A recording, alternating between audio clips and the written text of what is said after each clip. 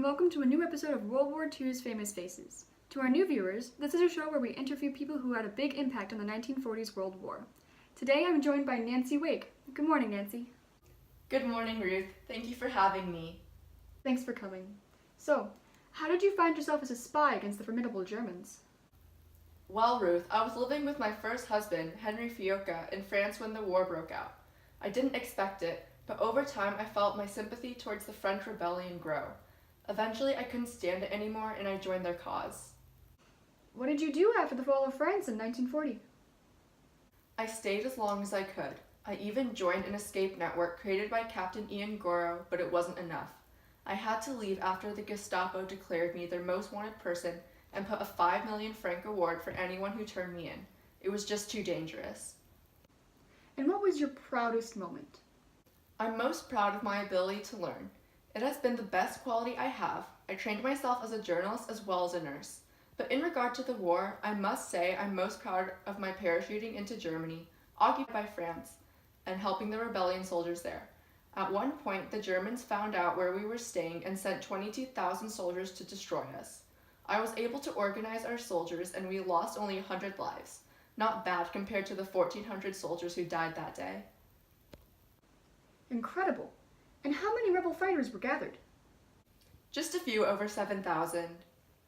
Wow. Well, I'm sure France was honored to have you as a military strategist, Nancy. That's Captain Nancy to you. Ladies and gentlemen, Nancy Wake. When we come back, we talk to Claire Hollingworth about how she got the inside scoop about the invasion of Poland days before even the government knew. Stay tuned.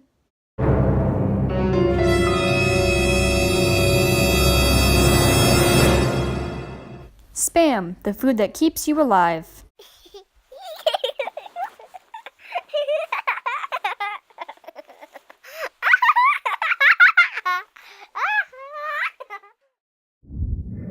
Hello, America. A little while ago, on January 8, 1940, the U.S. government decided to ration the following foods: bacon, butter, and sugar.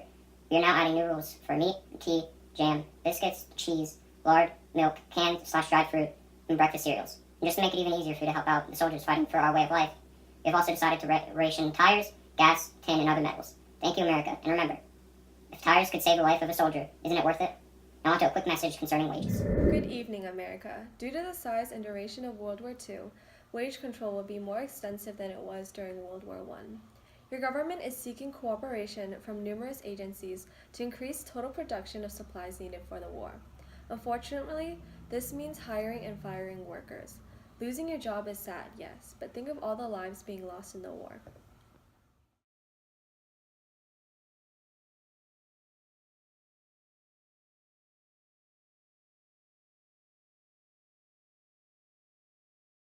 I demand for equal wages as men. I have been working in wartime industries and have been quite successful. Why am I still paid less when I'm just as good, if not better, than the male workers? Because you're a woman. You don't have the same capabilities as men, so you will not be paid more. But there are men who are much more unskilled than I am. I receive 7 less shillings than the men here. I want the whole 21 shillings per week. Enough is enough. I don't want to hear any more or you're fired. And we're back. Our guest today is Claire Hollingworth. Give her a hand, everybody. So Claire, how did you know about Germany invading Poland? I was working as a journalist for Telegraph at the time, and I had just gotten British Consul General Coutts to lend me his car. And I was driving along the border when I noticed some funny-looking bushes that turned out to be German concealed guns pointed at Poland. I was lucky enough to see it. Talk about luck! Right? And not to brag, but it made the front page of the newspaper the next day. Did you tell anyone other than the media?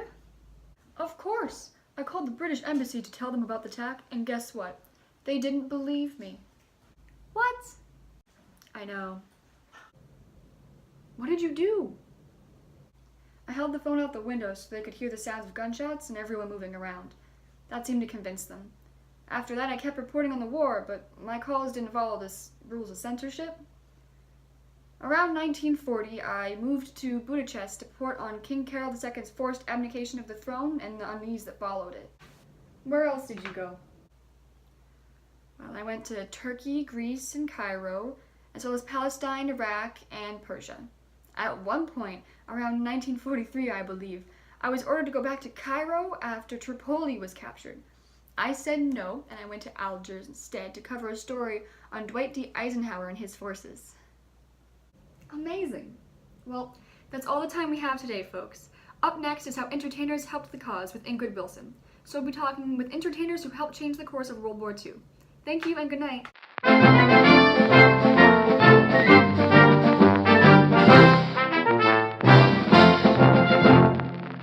How can you help soldiers fighting for our lives across the sea?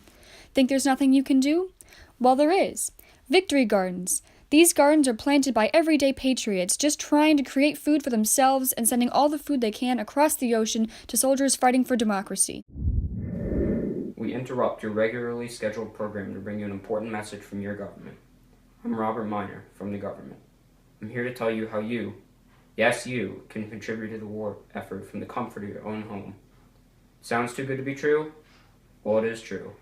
If you don't want to enlist in the fight in the Army, that's fine. All you have to do is buy some war bonds. Every single dollar bought from war bonds is a bullet in the best man's gun. Support your country.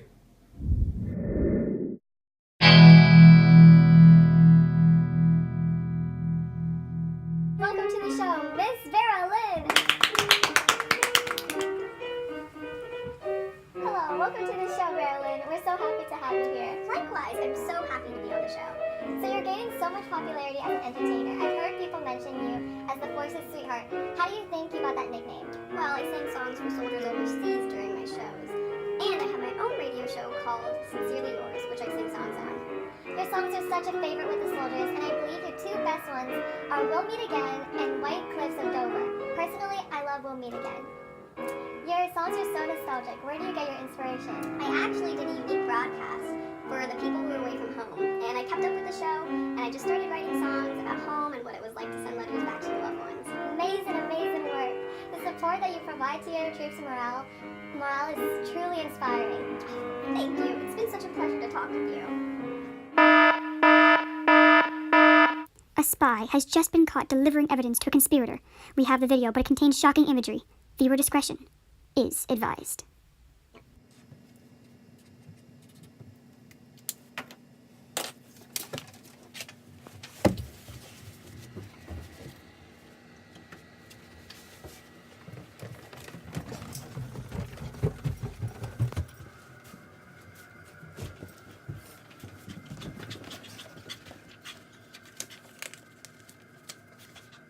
Now back to your regularly scheduled programming. Welcome back. I'm Angie Hall, and I'll be doing the second half of our show with another entertainer. With me now is the mouse man himself, Walt Disney, from his office at the Walt Disney Company. Thank you for coming. Sure, anytime. So, Mr. Disney, how did you make up such an imaginative character? You see, it all began when our original character, Oswald the Lucky Rabbit, became the property of Universal Studios. We didn't have the rights to Oswald anymore, so we created a new character. This new character was Mickey Mouse, and he was widely successful. That's very interesting. I never would have thought that such a massively successful character would have been created for monetary reasons. Incredible, no? It's very interesting to see how far he's come. Even his co-stars like Donald Duck have played a major role in the war effort and propaganda. Thank you for your service, Mr. Disney. That's all for today. Thank you for tuning in. Join us next time when we talk to a nurse who saw firsthand what a battlefield can do. Until then, have a good night, America.